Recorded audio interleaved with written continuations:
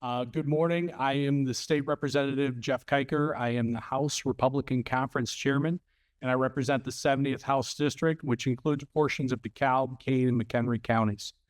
As Leader McCombie said, the dangerous rhetoric, harassment, and sadly the violence directed towards law enforcement recently is both deeply concerning and unacceptable.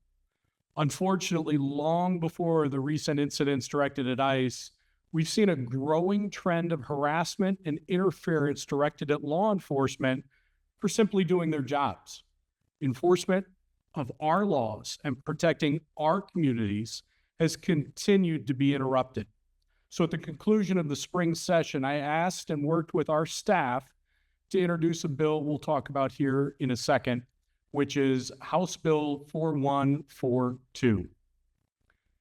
Whether serving a simple traffic stop or warrant, whether it's ICE or local police, we've seen officers mobbed, leading to situations that spiral into more aggressive but entirely avoidable outcomes.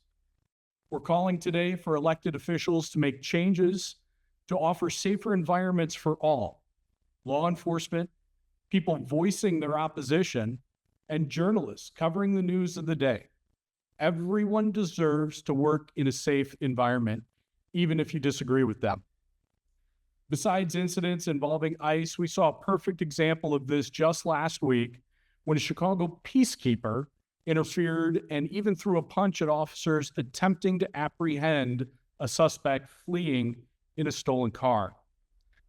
We must bring down the temperature, and political leaders need to stop the use of aggressive rhetoric that's putting lives at risk. Our law enforcement officers all put on the uniform with the intent to protect and serve.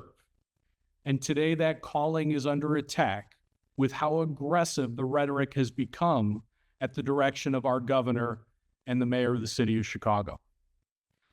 The legislation I've filed, House Bill 4142, seeks to tamp down tensions in these situations and to allow our law enforcement the space that they need to operate and protect both the bystanders and the officers themselves.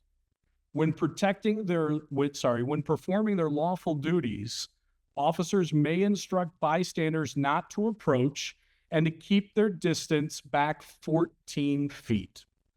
Anyone who intentionally ignores instructions not to approach with the intent to interfere, threaten an officer, or harass an officer could be subject to a Class A misdemeanor.